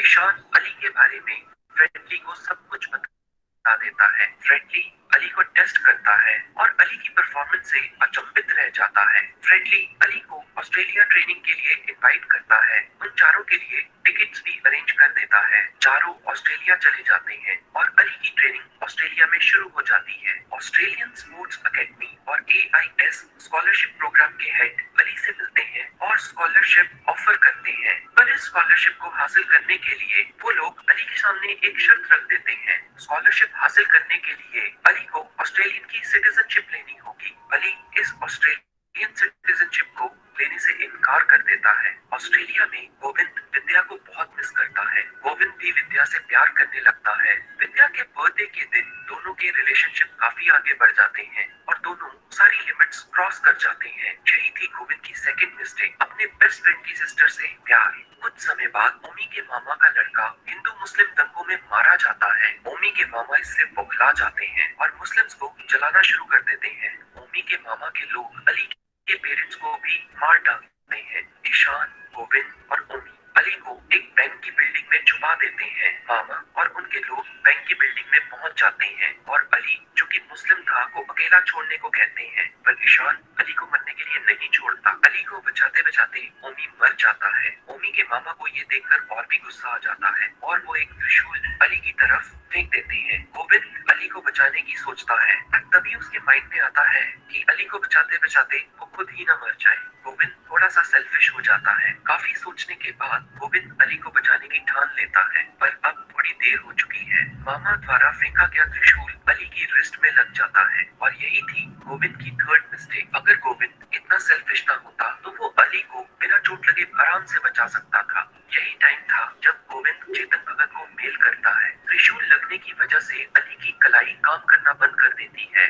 और इसी लड़ाई में मामा की डेथ हो जाती है। इसके बाद ईशान ने गोविंद से बात करनी बंद कर दी और शॉप के दो हिस्से कर दिए गए। एक हिस्से में ईशान स्पोर्ट्स बुक बेचने लगा, दूसरे हिस्से में गोविंद स्टेशनरी सेल करने लगा। विद्या के घर वालों को गोविंद और विद्या के अफेयर के बारे में पता लग चुका है। विद्या को शहर से बाहर पढ़ने के लिए भेज दिया जाता है और ये भी इंस्ट्रक्शन दे दी जाती है कि वो गोविंद से कोई रिश्ता न रखे, पर फिर भी विद्या गोविंद को फोन करती है। अली की कलाई के ऑपरेशन के लिए 5 लाख रुपए की जरूरत है। ईशान ने पहले तो गोविंद से पैसे लेने से मना कर दिया, पर एक दिन गोविंद और विद्या ईशान से जाकर माफी मांगते हैं। ईशान की मदर के कहने पर ईशान गोविंद को माफ कर देता है। दोनों दोस्त रोने लगते हैं। एंड में गोविंद को माफी मिल जाती है, अली की रिस्ट ठीक हो जाती है और वो पहले की तरह क्रिकेट खेलने लगता है। यही थी सबरी the 3 mistakes of my life की। मुझे लगता है ये बुक 2 लोगों के लिए लिखी गई है। एक तो जो मेरी तरह चेतन भगत के भगत है और दूसरे जो चेतन भगत को जरा पसंद नहीं करते, क्योंकि अगर आप चेतन भगत के फैन नहीं हो तो ये नॉवल पढ़ने के बाद आई एम श्योर आप चेतन भगत के फैन बन जाओगे। चेतन भगत ने अपने इस नॉवल में रियल इंसिडेंट्स को इंक्लूड किया है। इसको पढ़कर आपके माइंड में एक मूवी सी चलने लगती है। ये चेतन भगत के बेस्ट रिटन नॉवल में से एक है। आप इसकी कॉपी हिंदी और इंग्लिश दोनों लैंग्वेजेस में परचेज कर सकते हो। इस नॉवल का एक सिंगल पेज भी आपको बोर नहीं करेगा। इस नॉवल को परचेज करने में आप नीचे दिए गए एफिलिएट लिंक का इस्तेमाल कर सकते हैं। ऐसी और भी interesting book summaries, psychological hack और मोटिवेशनल स्टोरीज के लिए वी रेड चैनल को सब्सक्राइब करके बेल आइकन हिट करना ना भूलें। Thanks for watching. Thank you Tanaya दीदी। लगी ना ये वीडियो एक मूवी जैसी? ये स्टोरी है ही एक मूवी जैसी। चेतन भगत ऐसी ही स्टोरीज लिखते हैं और ये इसीलिए हमें मूवीज जैसी लगती है क्योंकि ये है रियल लाइफ पे बेस्ड। हमारी रियल लाइफ भी कोई मूवी से कम नहीं होती है। इस स्टोरी में एक्शन है, रोमांस है, ड्रामा है, हर चीज है। और यही चीजें, इन चीजों के लिए तो हम मूवीज देखते हैं, वेब सीरीज देखते हैं, घंटों घंटों फोन के सामने बैठते हैं। लेकिन क्या यही चीजें हम बुक में भी तो पढ़ सकते हैं? तो बुक क्यों ना पढ़े? सबको यही लगता होगा टाइम वेस्ट है, बोरिंग है, पता नहीं क्या क्या, कौन इतना पढ़ेगा। बट अगर आप पढ़ोगे तो इससे बहुत सारी चीजों में आपको हेल्प होगी। आपकी रीडिंग स्किल्स बढ़ेंगी, आपकी टॉकिंग स्किल्स भी बढ़ेंगी। और चेतन भगत की बुक्स बिगनर्स के लिए बहुत अच्छी है क्योंकि ये सिंपल लैंग्वेजेस में है, एकदम ही सिंपल लैंग्वेज। ऐसा नहीं है कि यही मूवी टाइप सिर्फ बुक्स है। चेतन भगत ने हमारी इंडिया के ऊपर बहुत अच्छी बुक्स लिखी है जिनको पढ़ के हमें पता चल सकता है कि ऐसे कौन से सॉल्यूशंस है जो हम नहीं सोच पाए लेकिन बहुत करोड़ों लोगों ने सोचा है कि ऐसे ऐसे अगर सॉल्यूशंस हम इंडिया में अप्लाई करें तो हमारे इंडिया में कुछ चेंज आ सकता है। और इस बुक से हमें चेतन भगत ने बहुत सारी मैसेजेस भी दिए हैं। पहला मैसेज है, never lose hope on the things which you have worked hard. कभी भी जिन चीजों पे आपने बहुत मेहनत की हो उन पे आप कभी भी आशा ना छोड़े, अपना काम चालू ही रखें। और दूसरा मैसेज ये है, हमारी जिंदगी हमें बहुत बार तोड़ती है, बहुत बार नीचे गिराती है और अपने ही लोग हमें बहुत बार धोखा देते हैं या फिर तकलीफ देते हैं। पर इसका मतलब ये नहीं होता कि हमारी जिंदगी खत्म हो जाती है। हमें ये छोड़कर या फिर उन्हें दुख देना है, हमें ये रिवेंज की भावना छोड़कर हमें उनके साथ मिलकर आगे बढ़ना चाहिए। और इसी को तो हम जिंदगी कहते हैं। और चेतन भगत यही कहते हैं कि यही चीजें हमारे पूरे को सीखनी चाहिए। बदला ना ले, खुश रहे और लाइफ हमेशा ऐसी ही चलती रहेगी। और बुक्स पढ़ते रहे क्योंकि बुक्स पढ़ना ज्यादा अच्छा है। Thank you so much. पूर्वाने तिने वाचलेल्या चेतन भगत यांचे पुस्तक the 3 mistake of my life या पुस्तकाविषयी माहिती सांगितली व चित्रफित सादरीकरण खूपच छान केले, याबद्दल धन्यवाद. यानंतर विंग्स ऑफ फायर या पुस्तकातील लेखाचे वाचन करण्यास निकिता कट्टीमाने हीच विनंती करते. Good evening, honorable guests and my fellow classmates. Myself Nikita Kattimani. On the occasion of APJ Abdul Kalam's birthday, I am here to speak on the book Wings of Fire by APJ Abdul Kalam. Wings of Fire is an autobiography of APJ Abdul Kalam covering his early life and his work in Indian space research and missile programs. It is the story of a boy from a humble background who went on to become a key player in Indian space research programs and later became the President of India. It was very engaging initially, but tended to drag a bit towards the end with lot of technical details and procedural formation of its space research and missile projects. I love the initial chapters of Wings of Fire since it gives a vivid picture of our country during 1930 to 1950s.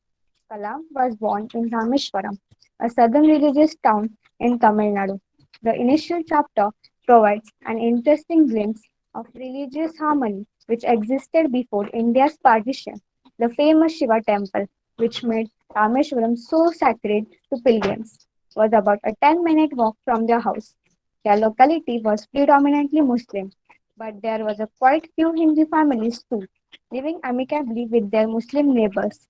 There are instances in where a teacher spreading social inequality is punished and forced to leave the school. Kalam in younger years wanted to be an officer in Air Force. However, he could not clear the interview. He met Swami Sivananda after this failure, and I found his words to Kalam interesting and in a way prophetic. Accept your destiny and go ahead with your life. You are not destined to become an Air Force pilot. What you are destined to become is not revealed now, but it is determined. Forget this failure, as it was essential to lead you to your destined path. Search instead for the true purpose of your existence. Become one yourself, my son. Surrender yourself to the wish of God. In the book, we learn how Kalam started his career in aeronautical development establishment and was involved in the design of hovercraft. Later, he moved to Indian Space Research, which was the brainchild of Vikram Sarabhai. In 1963, Kalam went to NASA facility in USA as a part of training program on sounding rocket welfare against the British. The book covers a lot of behind the scene information and technical details about India's satellite and missile programs such as SIV-3, Prithvi, Agni, Trisul, Akash and Nag. The book does give a glimpse of the participatory management technique adopted by Kalam. Wings of Fire covers Kalam's personal life only briefly, which is strange for an autobiography. Kalam is a poet and is a huge fan of poems. The book contains many of his own poems and his favorite poems. Here is an example. Do not look at Agni as an entity directed upward to deter the ominous or exhibit you might. It is fire in the heart of an Indian. Do not even give it the form of a missile as it clings to the burning pride of this nation and thus is bright. One of the things that stands out throughout the book is Kalam's positive thinking. He had many high ranking positions in various organizations. The success seems to be his ability to ignore negative things around him. In the end, I would like to say Kalam is a simple, secular, inspiring humanitarian. Thank you.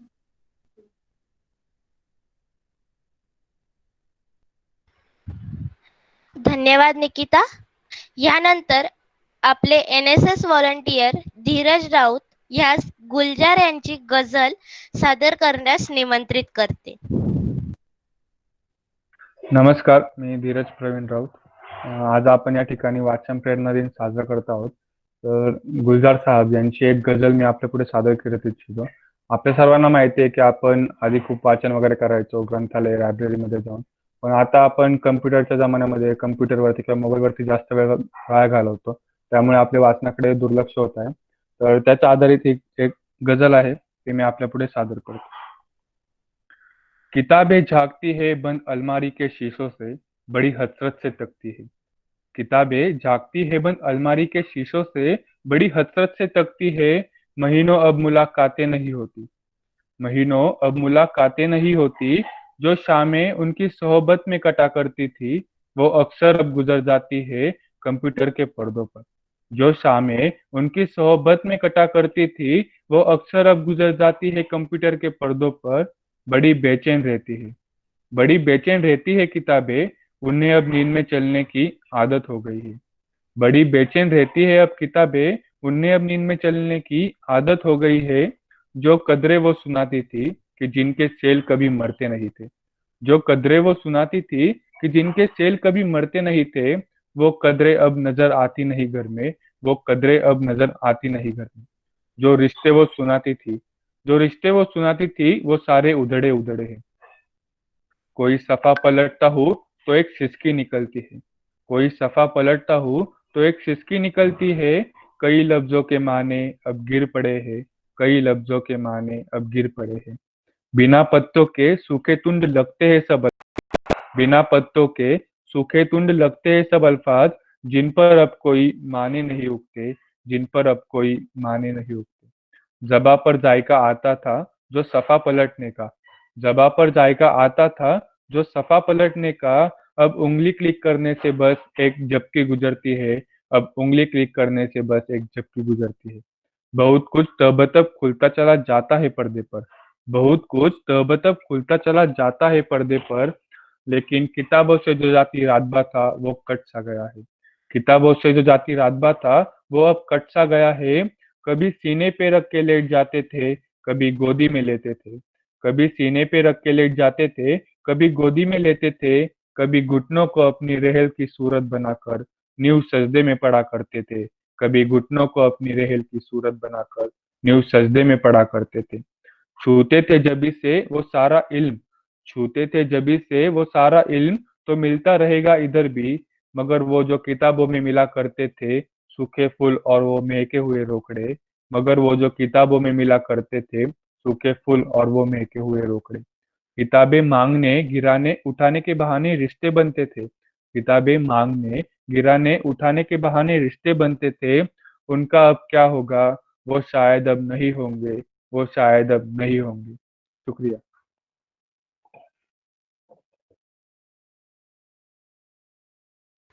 धन्यवाद धीरज. वाऱ्याच्या झुळकेनं मन सुखावते, झाडाच्या सावलीत मन विसावते, सूर्याच्या कोवळ्या किरणांनी प्रसन्न वाटतं. तसेच आजच्या कार्यक्रमातील मान्यवरांच्या उपस्थितीने कार्यक्रमाची शोभा वाढविली, म्हणून त्याच्या कृत्याची जाणीव असणं महत्वाचे असते व आभार प्रदर्शन हे त्या जाणीवेचं शब्दरूप आहे. आजच्या कार्यक्रमाचे आभार प्रकटन धीरज राऊत हे सादर करतील अशी मी त्यांना विनंती करते. धन्यवाद आपसा.